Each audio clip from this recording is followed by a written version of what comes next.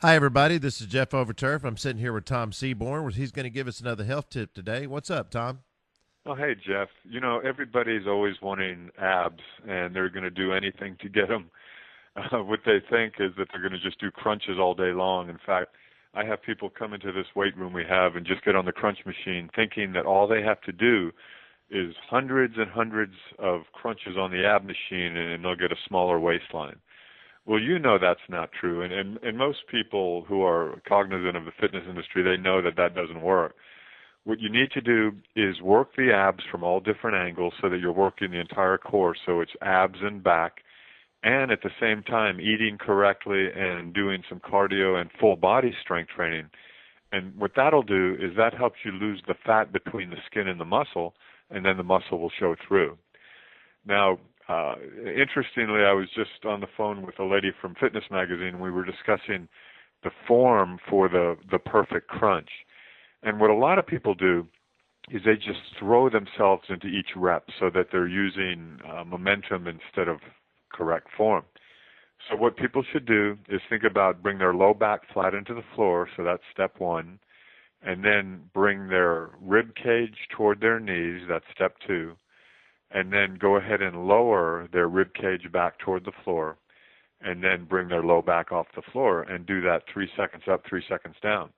By doing it slow, that decreases momentum so that the muscles are working, and at the same time, you're preventing possible back injury. Now, fitness trainers will tell their clients to keep imagine an imaginary apple between their chin and their chest so that their head doesn't flop back and forth, which is what I see all the time. In fact, Jeff, one time, this is no joke, there was a guy in the gym, he had a 25-pound plate on his face with his nose poking through the hole on the plate.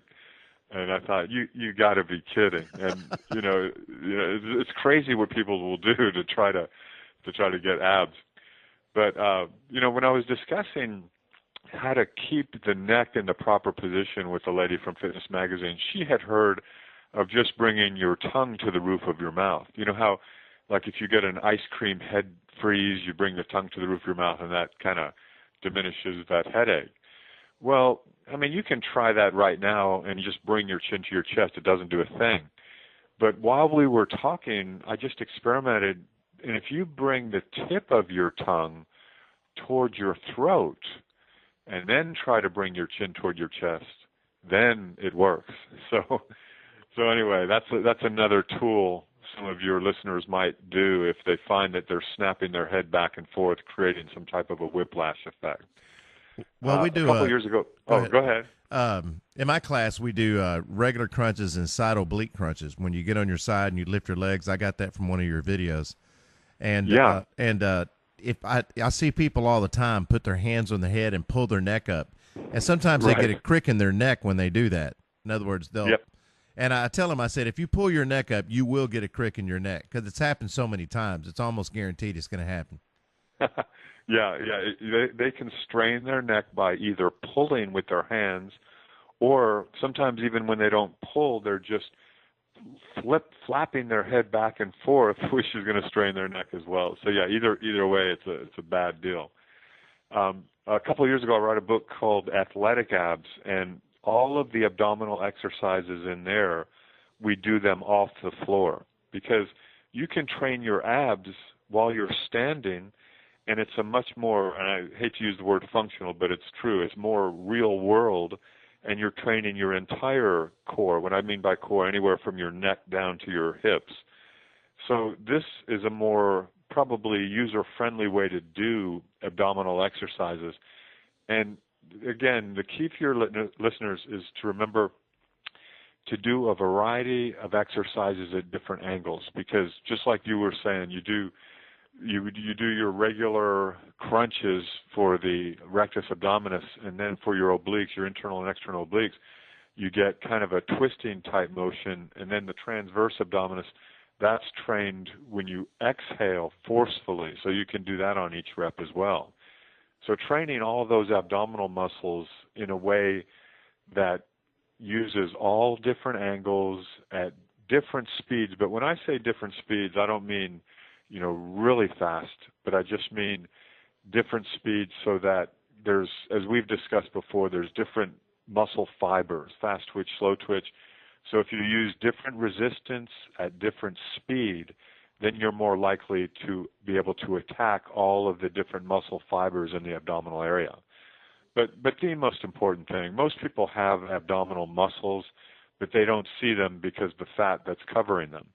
So that's a function of eating correctly, cardio, and then full body strength training. Well, that was a good topic today, because I have that winter coat on my belly right now. Yeah, you're not the only one. I do stomach all the time, so it's not. It really has a lot to do with diet, and also lifting weights. A lot of people don't realize the effect of weightlifting. I mean, like when you do your back, your shoulders, your biceps, your triceps, while you're sleeping at night, your body is channeling food to those particular muscles while you're sleeping, and then once you get more muscle, then you start burning more calories when you sleep. So it does have a profound effect on losing body fat around your midsection just by doing general workouts with weights. Yeah, absolutely. On that note, a few years ago, I had to pick up on an offer I couldn't refuse. I was offered to be a host on a 6-second abs commercial, and we did it.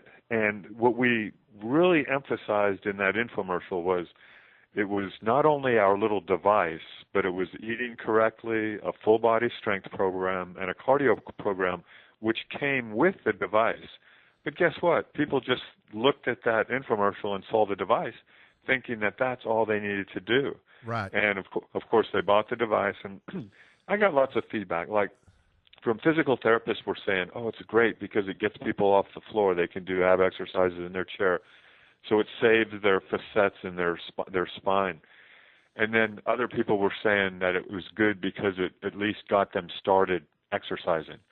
And then I remember one lady came up to me and she said, I bet that exercise machine would work if I'd use it. And so, she just wasn't using it.